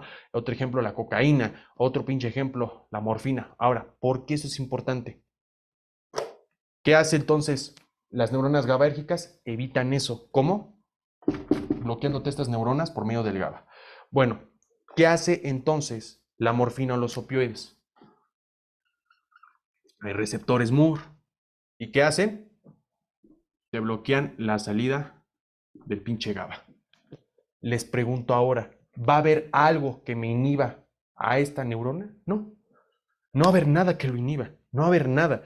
¿Por qué? Porque entonces las moléculas de GABA o las neuronas GABAérgicas eran aquellas que te inhibían a esta neurona para que no transmitieras la dopamina. Pero como yo le estoy dando un opioide y estos opioides interaccionan con receptores que se encuentran aquí mismo en estas neuronas GABAérgicas, no va a haber liberación del GABA. Entonces, ¿qué va a pasar? Que a cada pinche rato se está liberando dopamina y esto les genera un estado de bienestar constantemente. ¿Qué va a pasar? Que el paciente genere una dependencia física a los opioides. Eso es lo que va a pasar. ¿Vale? Entonces, hasta aquí le dejamos con la clase de opioides. ¿Vale, chicos? Entonces, vamos a ver otros mecanismos, los cuales, bueno, no mecanismos, lo de la escala del manejo del dolor, ¿vale? La escala del manejo de dolor. Entonces, para el manejo del dolor, nosotros podemos guiarnos con la escala de la OMS. Esto yo me lo agarré de un curso que estoy tomando. Por ejemplo, nosotros tenemos desde un escalón, el escalón 1. Tenemos por otra parte el escalón 2. ¿Vale? Tenemos por otra parte el escalón 3. Y ya tenemos ahora sí que una intervención o proceso quirúrgico, si ya no se resuelve la madre esta del dolor.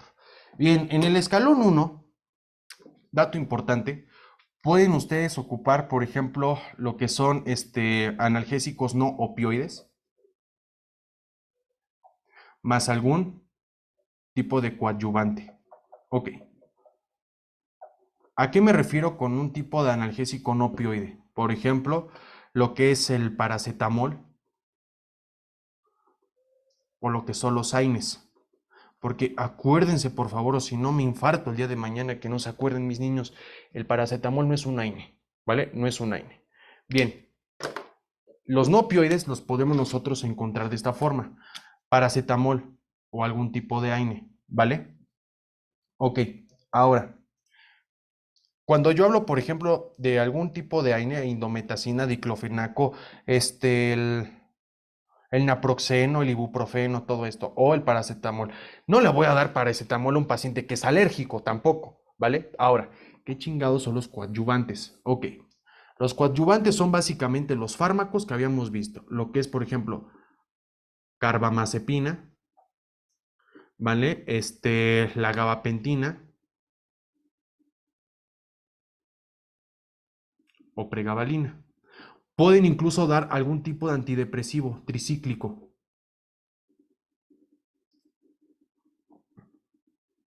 ¿Vale? Por ejemplo, la mitriptilina. Estos son los coadyuvantes. Entonces, ya le diste un fármaco que es no opioide, por ejemplo, paracetamol o AINES, y el paciente no te ha sedado. Aquí entonces, si no te ha quitado el dolor, le puedes agregar algún coadyuvante, ¿vale? Si no te jaló con esto, pues nos vamos al escalón 2. El escalón 2, el manejo del dolor consiste, aquí vas a dar un opioide débil. Hay veces en las que les ponen la morfina en liberación que no sea tan prolongada. Yo como estoy ahorita estando en curso del ENARP todo y como me estoy ahorita enfocando en el ENARP, yo pongo lo que me diga el ENARP, ¿vale? No les van a preguntar esto, créanme, se los pongo nada más por si les sirve en algún futuro. Pueden dar algún opioide débil, por ejemplo, en este caso es el tramadol. Es el tramadol, ¿vale? Pueden dar un opioide débil, lo que es el tramadol. O pueden también dar incluso lo que son AINES, también, o, o incluso también le pueden sumar o algún coadyuvante, como estos, ¿vale? Ahora, esto, si no me jala con esto, ¿vale? Si no me jala con esto, ¿qué yo puedo ocupar? Ah, ya, y otra cosa. También en otras bibliografías o en otras clases les pueden decir, ah, pues vas a dar el opioide débil y vas a dar lo que se dio en el escalón 1. Por ejemplo, si yo al paciente le di, por ejemplo, indometacina y le di pregabalina, o más simple, le di el AINE y le di el coadyuvante, ¿sí? Pues este mismo procedimiento que hice al inicio, ahora solamente que le sumo el opioide débil, si lo quieren ver de esa forma, ¿vale? Ahora, en el escalón 3, si ya definitivamente no te cedió con el opioide el pinche dolor, aquí ya vas a dar algún opioide fuerte. Opioide fuerte. Aquí ya sí vas a dar algún tipo de opioide fuerte, ¿vale? Aquí puedes dar algún fármaco o le puedes dar los mismos fármacos que diste en el escalón 1. Pero aquí viene una pinche pregunta. Oye, entonces ya no daría el opioide fuerte con el débil. No, la neta no tiene sentido. No tiene sentido dar un opioide fuerte con uno débil. No. Das el opioide fuerte y vas a dar, ya sea por ejemplo, algún AINE más algún coadyuvante. Como que habíamos quedado. Ya si de plano no te ceda el pinche dolor, ya es algo pues a cuchillo. Ya es algo quirúrgico. Ya esto lo ponen como el escalón 4. Entonces repito esto. Llega el paciente con un dolor leve, moderado, un dolor, ¿no? Dolor así tal cual. Le vas a dar un opioide como lo que es el AINE, ¿vale? O le vas a dar paracetamol. No te ceda el dolor, le vas a dar algún tipo de coadyuvante también. ¿Cuáles son? Carbamazepina, gabapentina o pregabalina o algún tipo de antidepresivo tricíclico, ¿vale? Esos los ocupan porque quedamos que te disminuye la neurotransmisión, ¿vale? Después, entramos al escalón 2. No te cedió con esto. Vas a dar lo mismo que diste al inicio, más un opioide débil. ¿No te jaló con esto? Ah, pues lo pasas al escalón 3. Vas a dar lo mismo del escalón 1, pero ya no vas a dar el opioide débil. Ya vas a dar ahora el opioide fuerte. ¿Vale? Ya si de plano no te cedió con eso, si de plano no te cedió con eso, ya te vas a lo quirúrgico, ¿vale? O ya te vas a lo intervencionista, ¿ok? Sale, mis niños, hasta aquí le dejamos, ¿vale? Cuídense mucho, vayan con Dios y pues mucho éxito. Saludos.